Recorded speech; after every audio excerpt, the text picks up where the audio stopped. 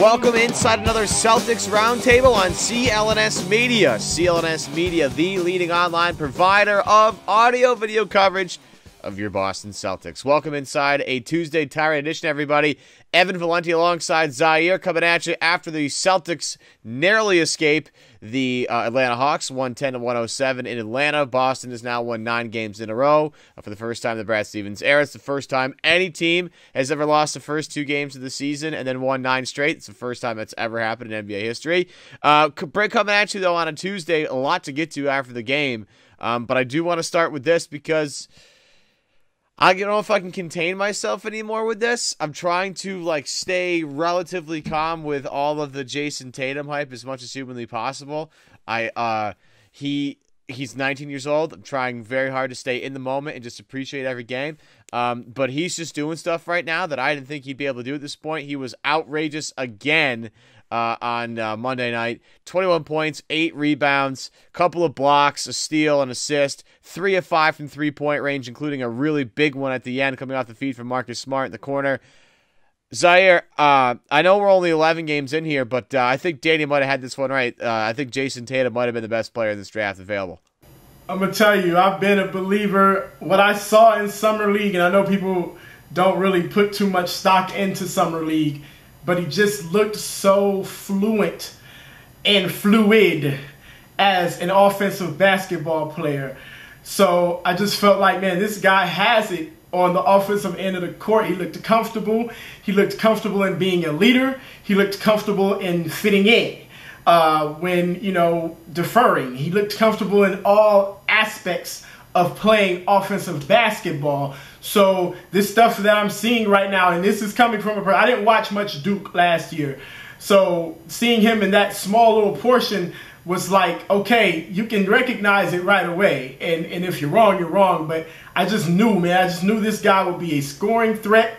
I knew he would be better than any rookie we've had recently, which he's showing.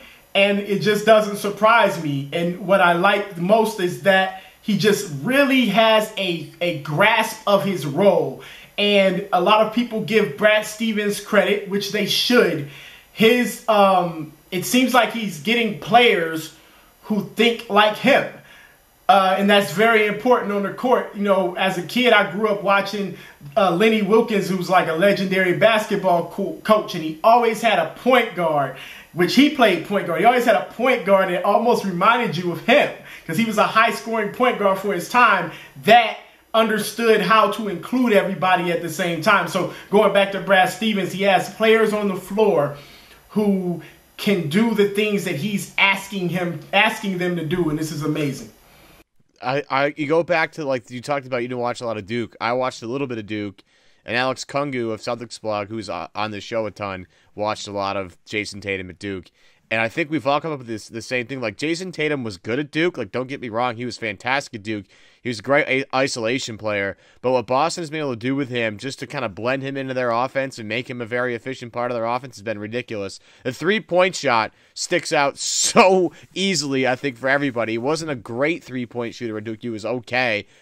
So far in 11 games, again, 11-game sample size, he's tearing it up. He's 53% from three-point range, 52.9% if you want to get technical with it. But anytime he is open, especially from the corner, he is just absolutely money. And if you can find a way to find an open shot from the corner, the Celtics will somehow find you. Whether it's Marcus Smart, Kyrie Irving, who both did so in that game Monday night against the Hawks. He just looks so comfortable.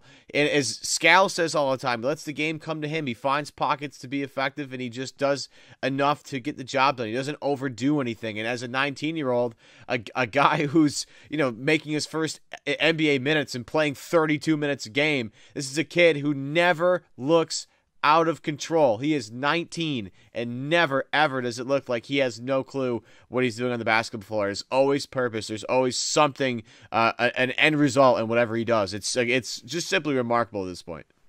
Well, once again, Brad Stevens puts guys in positions where they should succeed. Whether they do or not is another thing, but they should succeed. And we've seen people come in and perform better here or with the Celtics as opposed to when they perform before or after.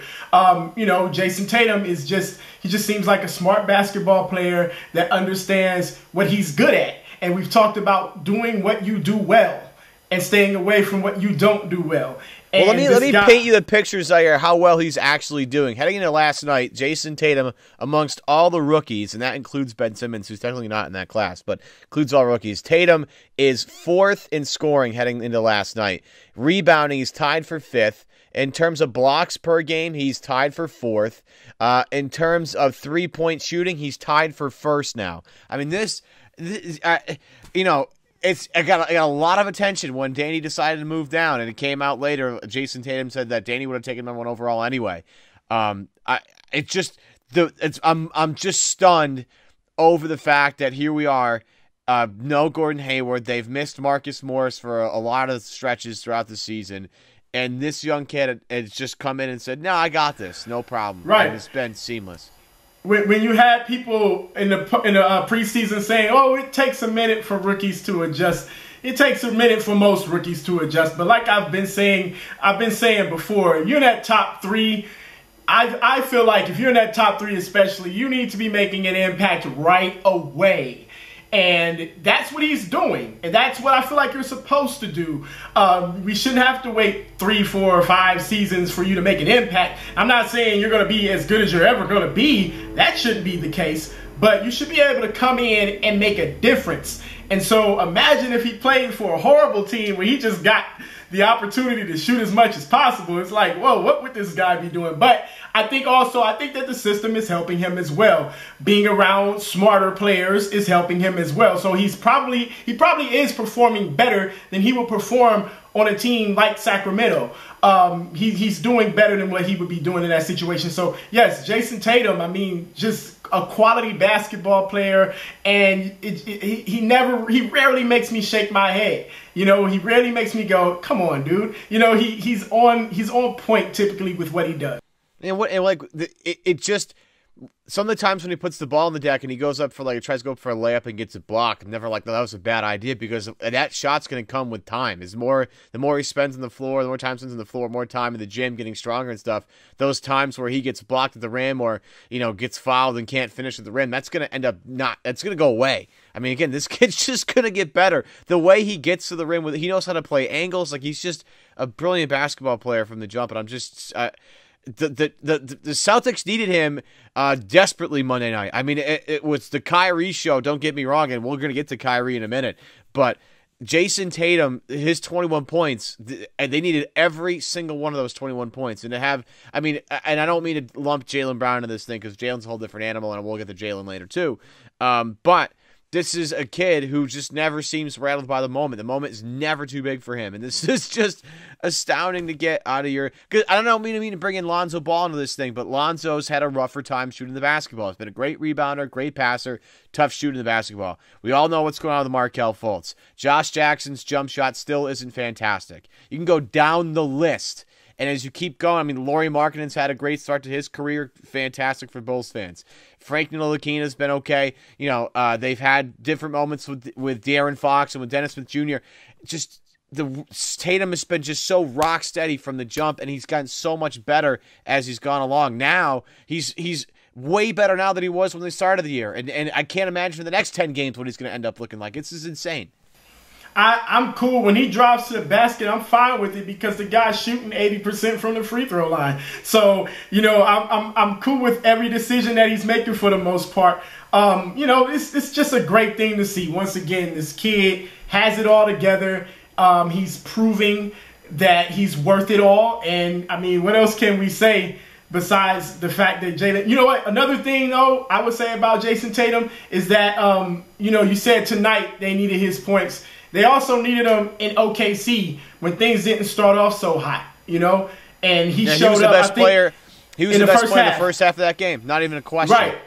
Right. He didn't. I think he may have scored only 2 points in the second half, but that was when the guys who you pay all that big money to, they are supposed to carry the things down the stretch. But Jayson Tatum has just done so well, and there is nothing anyone can say right now about Jayson Tatum, which is a beautiful thing in an era where we complain about everything. Jayson Tatum has everybody smiling right now. Yeah, Jayson Tatum makes great decisions. You can make your decision today by going to greats.com yourself. This episode is sponsored by Greats, makers of the all-time greats, classic, stylish, and comfortable sneakers sold at a great price. Now, Greats is Brooklyn's first sneaker company. They have their own store in Williamsburg, I think, in Brooklyn.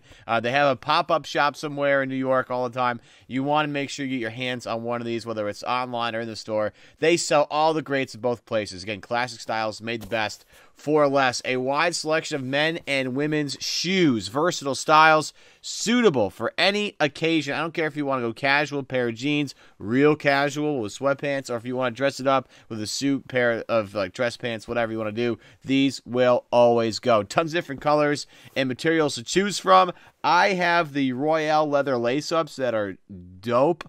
You can get the Rooster slip-ons. There's two of the best ones you can find at greats.com. That's GREATS.com. Go there right now. Buy whatever you want to buy, and when you check out, make sure you use the promo code Celtics Roundtable. You want to get a pair of these or a couple pair of these, use Celtics Roundtable as your promo code for 15% off. I'm giving you free money for kicks. Like, it's not just getting any better than that. I'm going to get another pair of these and some for my friends and family very soon with the holidays coming up. So if one of my friends or family listening to this podcast, you might be getting a pair of these fairly shortly. Again, go to greats.com, GREATS.com, Celtics Roundtable for the promo code 15% off. Zaire, you make a good point about OKC, about how the guys that are supposed to turn the game over at the end of the game, we're doing it. You look at the end of the OKC game, you know, Marcus Smart in the third quarter was fantastic, and then it was Allen Kyrie in the fourth. You go back to Monday night, it was the Kyrie show in the second half, and especially the fourth quarter. Kyrie was all over. He was legitimately a wizard with the basketball. But it is good to see everybody else make an effort. But this team, when it gets down to it, every time they've been challenged at the end of the games, they've been able to come through after those first two losses. They've come through every single time here. Yeah, I mean, if it isn't Al, it's Kyrie or both. Actually, it's just been cool to see a team where everybody has been on at the same time. And we've had those situations in the past where you go, man, if the offense was on when the defense was on, that type of thing. But it seems like during this stage right now at 9-2, everything is clicking. Yes, sometimes the defense carries the offense, but it's not throughout the whole game. It's like, yeah, maybe in that second quarter lull that we typically have, which has carried over from last season. but everything just finds itself, and the adjustments that are made are phenomenal. Once again, this team plays like its coach. And that's a great thing to see. So it proves that you're not paying the coach for nothing. Just a quick backtrack. Tatum on Monday night was a plus 15, by the way. But Kyrie is just, again, masterful. 35 points, 7 assists, 3 rebounds, 4 of 10 from three-point range, 14 of 22 from the field. And just the degree of difficulty the shots that he made throughout the game, especially in the second half, were unbelievable. He had a couple of weird, off-legged runners. He had the runner at the end of the game, the float at the end of the game with great touch on it to seal it. He had the three-pointer with the shot clock winding down to shut up the crowd and make it a one-point game for Boston. I mean, it felt like the first real Kyrie game. I know we've had, moments of brilliance from Kyrie Irving, but he needed to take over this game. This is exactly what I went out and got him. This was the first, I think, legitimate, this is Kyrie's show, and everybody else just get out of the way. Felt like it, at least to me, Zaire. The coolest thing about Kyrie right now, which is, I'm not used to this, is that you have a player who's been there and done that. And he looks like he's been there and he's done that. Dennis Schroeder, that's how you say his last name, right? He goes out, he's fighting to show, hey, I belong here, and Kyrie, I'm going to show you I'm great. Where Kyrie Irving is like, I've been here, I've done this. I'm used to being great. I'm used to winning. I am who I am. And so he goes out there and he makes these shots and he's making his hand gesture of, okay, calm down. Everything's cool. Everything's cool. So when the C's go down 7 in that third quarter and all of a sudden close the quarter on an 18-2 run, they close it based off of the confidence of their leader and their leadership. And the leadership is infectious, because when you see the Hawks overachieving and going hard, which is fine, but when you depend more on your athleticism as opposed to your execution, that's when you make mistakes. And that's what the Atlanta Hawks did, where the Celtics were calm. They said, okay, we got to weather this storm. And it looked like how the Cavs would look against us in the past, when it's like us climbing up that hill, making that charge, and the Cavs go, okay, here they come, let's knock them back. You know? Yeah, LeBron just takes over and backs everybody down and just says, everybody calm down here, I got this whole thing. Yeah, it actually did. I didn't even think about the parallel there. That actually is really good. It's Kyrie was just like, no, everybody get out of the, I got this. Everybody relax here. I didn't even realize that. That's a good one. But the key is, it's easy to point out LeBron and Kyrie. The key is that the other guys have to do their part, and the other guys are doing their part. So when you got a rookie like Tatum that we mentioned before, who is ready to hit that big shot, that matters, and that's what takes you to that championship level of basketball. When you got a guy like Al Horford who you can rely on, that takes you to that championship level of basketball. Now, tonight, Al Horford, who had a great game, had times when he was a little out of sync, because Detman was just, he was out there and he was letting Al Horford know, hey, it's not going to be an easy night. You're going to get your numbers, but it's not going to be easy.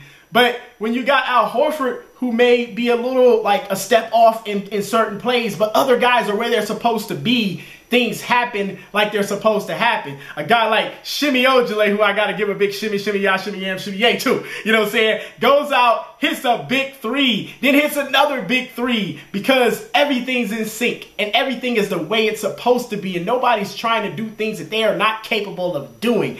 That is what this is about. Yeah, Al Horford was, again, sensational. 1 of 5 from three-point range. A rough night from three. Hit 8 in a row prior to that, but still finished 1 assist shy of a triple-double, 15, 10, and 9. Shemi, you mentioned, at the end of the game, I actually thought Shemi should finish the thing. He plays just outstanding defense. How he fell to the second round, I have no idea. And now that he's gotten more comfortable on the offensive side of the floor, knocking down three-pointers, he hit one from the left corner late in the third. I think early in the fourth quarter, maybe late in the third. That he had no room to shoot it, and he still shot it and buried it. I just love the confidence he's currently playing with. He doesn't feel like he's overmatched at all out there, and the defensive side of the ball really shows off. And on the offensive side of the ball, again, all he has to do is fill a role, sit in the corner, wait for us to get to you, and just knock down that shot. And people have to respect that and make it easier for us on the offensive end. It makes life a lot easier for Kyrie, Terry Rozier, Marcus Smart, Jaylen Brown, Jayson Tatum, guys that like to drive to the hole. It makes it a lot easier when Shemi's defender has to respect his three-point shot. Shemi was, again, unbelievable. I love Shemi Ojale. What makes me upset about the Marcus Morris thing is I think he's going to lose playing time to Marcus Morris, because Shemi has done nothing but earn every single second he's been on the floor.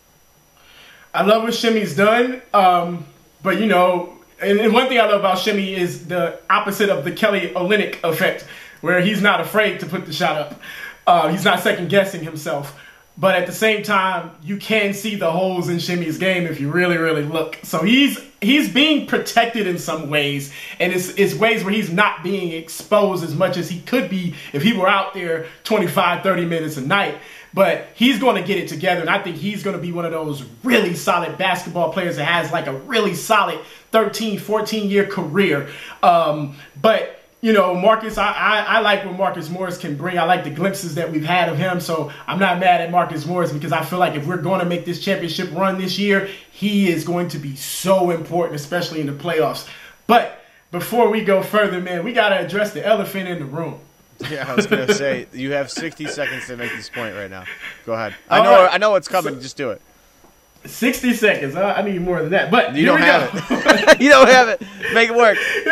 Here we go. Jeff Green to Jaylen Brown comparison. And then we didn't get this on the show last time I was on, but Jared Wyson and I had a nice debate and discussion about these two guys. And what I'm seeing in Jaylen Brown, I feel like I've seen this already in Jeff Green. They're two similar players, but they have different character traits. But the results are sort of similar. And at one time, believe it or not, Celtics fan, Jeff Green was a future All-Star, a future maybe one day can maybe be an MVP candidate if he puts it all together, somewhat paraphrasing Kevin Garnett.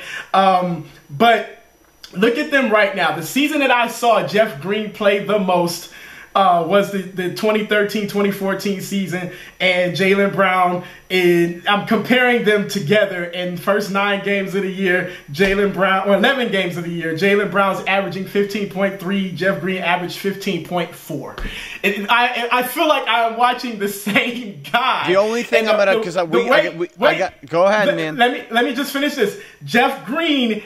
They say his issue was he didn't have that intestinal, that fortitude to push to the next level. We all have our Achilles heel. Well, Jaylen Brown's Achilles heel is free throw shooting. And you're starting to see him get the ball a little bit less and less in the fourth quarter, because that's what happens when guys aren't known to be good free throw shooters. You can work on that, though. It's not like I'm not going to kill. He's a good 3-point shooter from the corner at this point. I think he can handle a free throw. This is not a burial of Jaylen Brown. This is not a death. This is not right, because Celtics fans have a traumatic syndrome when it comes to Jaylen Brown. If you ask maybe somebody from OKC, they remember at OKC, like he balled out his second year at OKC, averaged 15 while he was on a team with Westbrook and Durant. You see what I'm saying? So he showed different sides of himself in different places, but he was always talented. And he was always that guy that was super athletic. And if he really, really put it together, man. And I look at it, Jaylen Brown, and say, okay, yeah. So it's not a put down, but it is something to look at. And I don't think I'm too far off, man. I just hope that he doesn't leave the bad taste in people's mouths that Jeff Green left. And Jeff Green wasn't trying to. It just was a bad situation. He shouldn't have been the number 1 guy. Wouldn't be a Tuesday tirade without a hot take like that at the end of the show. Here's what I'll say about this very quickly, and we gotta get out of here. I disagree with your assessment wholeheartedly. I think there is a scenario in which Jaylen Brown becomes Jeff Green. I don't think it's this one. I think with the culture Boston's established, the fact that they hold each other accountable for stuff, the fact that guys keep getting better, I think that Jaylen Brown's determination, his skill is going to... I mean, I get the comparisons. They're very similar looking players, especially when they drive the basket. How many thunderous Jeff Green dunks did we see all the time? Not all the time, actually, sparingly. But it made you think about, that could be James Worthy-esque. Here we go. Let's hop on the Jeff Green train.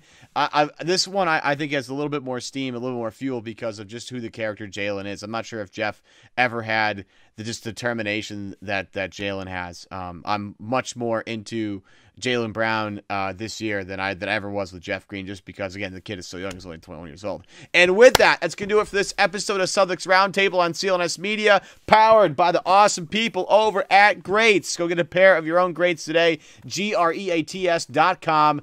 Get a pair. Show us your kicks at our Twitter handle at CLNS Roundtable. And when you check out, make sure you use the promo code Celtics Roundtable for 15% off your entire purchase, whether one of these bad boys or a couple, whatever. Get 15% off. It's free money. Zaire, my man, coming at you here on a Tuesday. Tirade of Evan Valenti. We're taking off for today. Make sure you hit the like button. You see that like button below us if you're watching us on YouTube. Hey, what's up? Hit that like button below and subscribe to CLNS Media today. The 11,000 of you. Oh, my God, keeps getting higher. It's unbelievable. I can't believe there's so many of you. Thank you so much, all of you out there on the internet. You guys are unbelievable. If you listen to us on the go, make sure you download and subscribe to the Celtics newsfeed app or newsfeed on iTunes or on Stitcher. You can download the CLNS podcast app if you want to as well. And then make sure you head over to iTunes, give us a 5-star review or whatever. And then in the comments of the review, type in your Monday mailbag questions. We'll get to those automatically if you do that every single Monday on a Monday mailbag. But for Zaire, I'm Evan Valenti. Shout out to my producer, Matt Ignall. We'll see you guys next time. Thursday, Keith Smith coming at you on Celtics Roundtable on CLNS.